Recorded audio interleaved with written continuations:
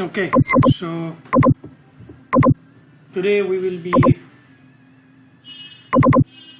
discussing some of the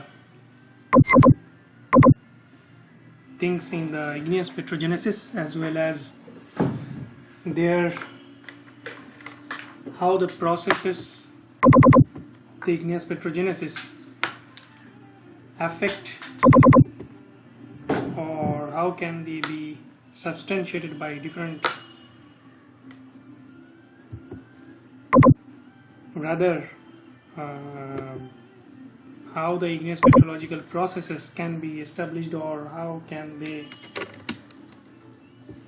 be observed throughout the earth. Now, igneous petrology obviously deals with the separate identity as well as the generation of different types of rocks. Like this is a high definition picture. It is just taken from a, it is just taken from internet. And the interesting part is that you might try to find that where is the igneous petrogenesis in this. Now the answer is that the igneous petrological processes actually had been taking place since the generation of some of the other particles like comets and asteroids, after the elements were generated by cosmosynthetic processes after the Big Bang. And whenever the asteroids and meteorites collided with each other, whenever the Earth was being accreted from different planetesimals or the chondrules, due to the frictional energy as well as differences or the energy generated due to heat, friction, and as well as everything, the melting processes happen. Now melting processes, whenever it is being operated, it gives rise to some kind of a igneous petrogenetic process, and that's why this figure is important. And here are some references which I have used for this study with Philpotts and Oggi and Cashman and etc. etc. But first, we would like to observe how we can demonstrate this igneous processes in the earth. Now you can clearly see that Earth's crust can be separated into different parts. That is, one is azonosphere, the upper part is known as the crust, lithosphere, and then followed by azonosphere.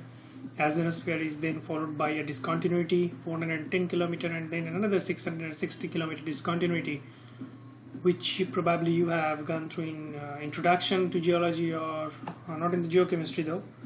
And there however, you have got an idea that there are some phase transitions which no, in geochemistry you did something. You did some of the packing of the crystals, they create much more denser structures, and then it grades to the lower mantle, and then there is a liquid. Now the thing is that most of the igneous processes we see, they are mainly distributed within these from the lower crust or the upper mantle and the upper crustal sections, and this is an ideal map or ideal section which shows a schematical vertically exaggerated section through the lithosphere and azonosphere, showing oceanic plate moving away from the spreading axis and being subducted within the ocean. Now you know that the mid-oceanic regions are points where basaltic magmas are generated due to decompression, as I have disclosed in the classes in many times, as well as those oceanic crustal parts, whenever they are getting subducted with some sediments, and due to the heat or the increment of heat, as well as the lowering down of the solidus because of the impurities like water and sediment, some of the crustal things like mafic rocks of the oceanic crust, as well as the bottom of the continental lithosphere, is getting dehydrated, and that's where you get huge amount of magma generation. There is also basaltic magma generated, calcaline type of magma, as well as here the magma was strictly mafic or ultramafic in character, which is mostly gabbroic in composition. Now most of the magmatic rocks are formed at either a spreading axis or above the subduction zones, this setting and as well as in this setting. And most of the metamorphic rocks are formed in the vicinity of the convergent plate boundaries. These are the regions where we may found the metamorphic rocks. Metamorphic rocks, why do they form?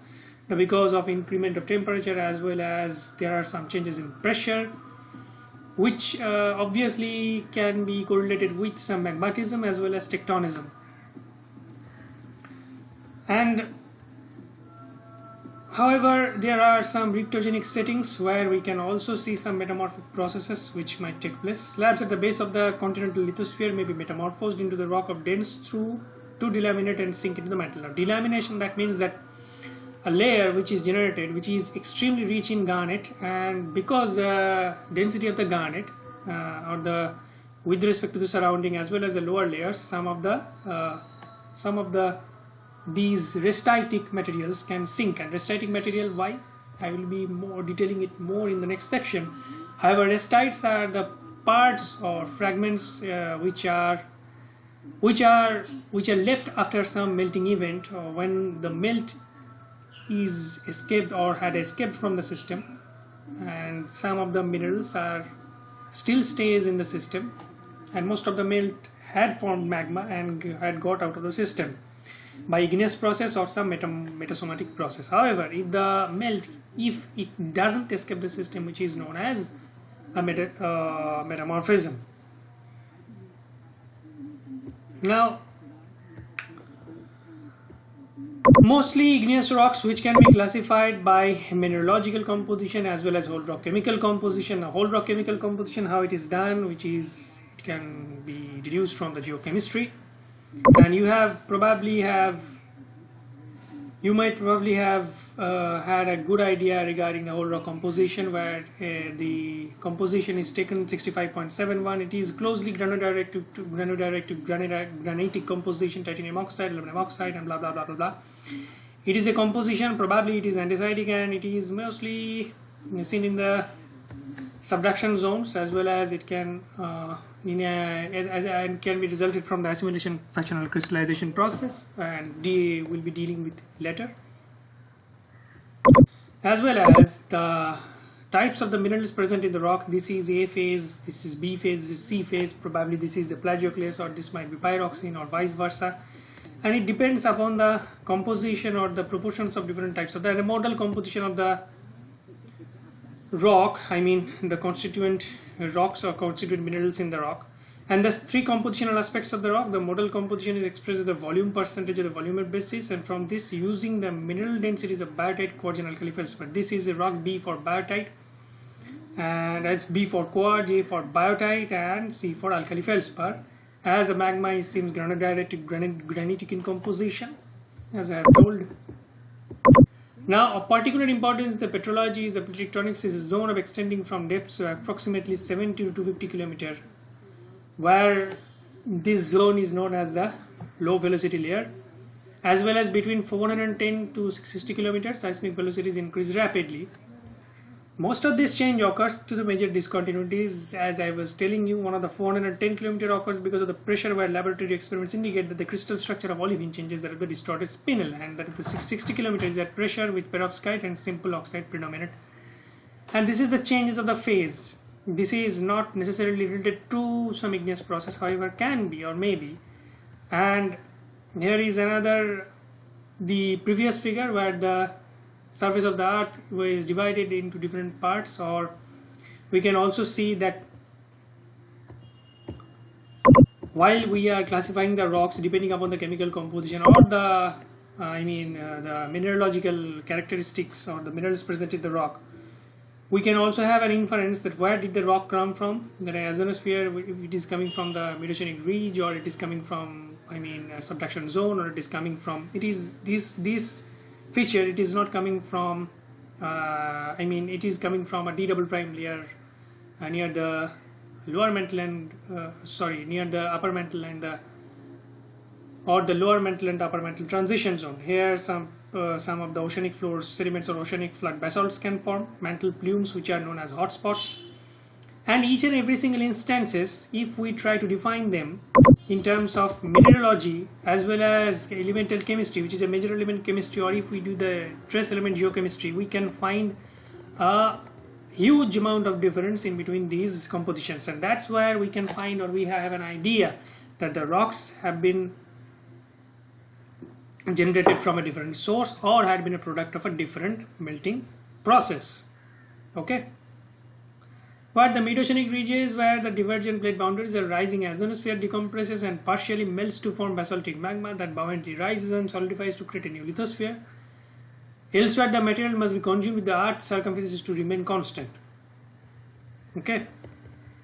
And now, where the melting might take place is that wherever this is a regional geothermal, or this dotted line is known as the geothermal gradient. That means that how the temperature is changing with respect to the depth, and you can see this is clearly non-linear in character.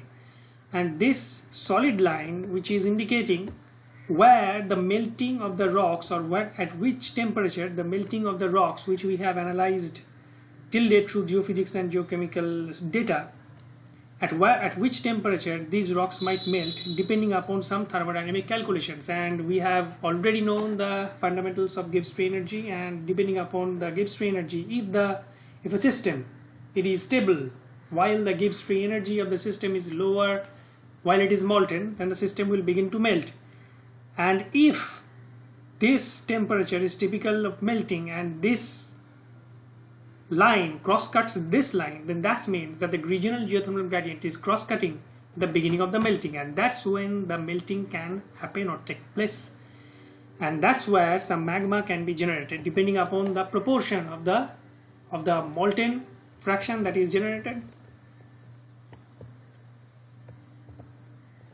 Now, because of the convection it is now after the generation of the magma, the result might be different. After the generation of the magma might advect through the crust. After the generation of the magma, or some of the melts in the system, they might convect, like in a saucepan, which while we boil some water, the hotter thing gets up, and then there is a circular motion, as we all know from the physics. And because convection is generally associated with fluid bodies, such as soup in a pan and the bodies of water, but also the gaseous atmosphere, it may seem surprising that this model of heat transfer is possible in the solid rock mantle indeed. And really, mantle convection was not a part of geologists' thinking before 1960s, and the convection is resolved the consideration factor. And later, the geologists and geophysicists and the structural geologists came into consideration that yes, the rocks can flow and they can act as viscous materials, and whenever the viscous or in a liquid material, whenever they can, or whether they can, flow, that means with given temperature and given Rayleigh-Taylor instability at the base of the crust, the chambers or the magma chambers can act as liquid and they can create some convection cells and can be resolved. And viscosity, that is a very important factor in case of convective cells, and the measure of the resistance to flow. And here is an example. On an average 24 degrees Celsius, the body of the viscous tar, like a brittle solid, can be broken into sharp-edged fragments by hammer blow. But over a period of several hours, this same body of tar flows under its own weight into a flat blob. Tar at 24 degrees Celsius is more viscous than honey, and which is more viscous than water. And because of the hot mantle rocks is about a billion times 1018, that is the viscosity parameter, 18 orders of magnitude, more viscous than 24 degrees Celsius, the rate of convective flow in the mantle is measured not in centimeter per hour, but in centimeter in year. This is a very important tagline. Okay. And the speed at which the lithosphere plates move, and one way of defining the difference between the fluid and the solid is the same scale of the measurable flow. And the second style, convection in the mantle, which can apparently operate independently of plate motion, and that is which I have shown you in the figure, that it is a plume tectonics, and the source of these plumes is apparently at the base of the mantle, or the so-called D layer. However, there are various types of papers which try to investigate whether the D prime layer actually is there or not. And because of the buoyancy, because of the viscosity, if some of the material can go through the layers to the upper horizons, and from time to time and place to place, a thick bulge becomes sufficiently buoyant to move upward as a hotter, lower viscosity but still solid rock plumes, and drawing nearby D layer with it.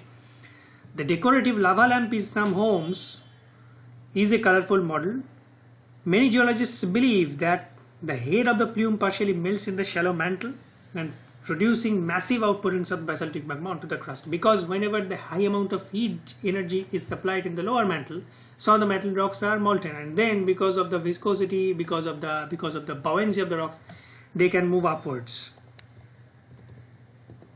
Okay, and this is an example where there you can see that after the subduction process, there might be the subducted slab might go enter the deep to the lower mantle and the outer mantle, outer core and lower mantle transitional boundary.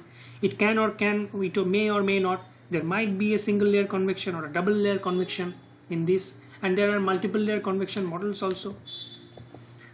Okay, so and this is the layer where D double prime layer where some plume activity can occur, and this is where the oceanic trench is subducted beneath an oceanic trench in the oceanic crust is subducted beneath the oceanic crust in southern Japan, and it is an example of the Hawaiian island where the mantle plume is taking, and this is an example from the Andes of the South America where Andean volcanism or the andesitic minerals can be observed.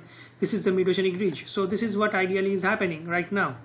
The whole conveyor belt of the earth is operating and generating huge amounts of the igneous magmas like basalt and granite and etc. etc. Thermal energy is a manifestation of the temperature, and the rate at which the temperature increases into the interior of the earth is the geothermal gradient, that is del T by del Z, as I have also shown, and del P del Z, it is known as the geobaric gradient, that is the change of the pressure while we increase the depth. As previously defined, pressure is the force acting over the particular area within the earth, and pressure causes weight of the overlying rock is called load. Gradient of 25 degrees Celsius per kilometer, and these are different gradients, and these are the solidus of different granitic rocks and then solidus of a periodicite.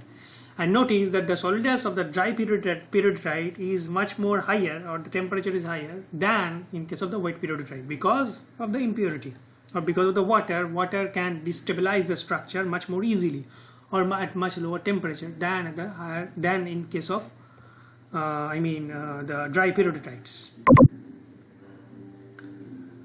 And the magnitude of the pressure increases with depth of the earth is a predictable manner. To evaluate these increases, we note that the bodies of the rock more than several kilometers beneath the surface are hot and over long periods of geologic time behave as viscous fluids. Okay.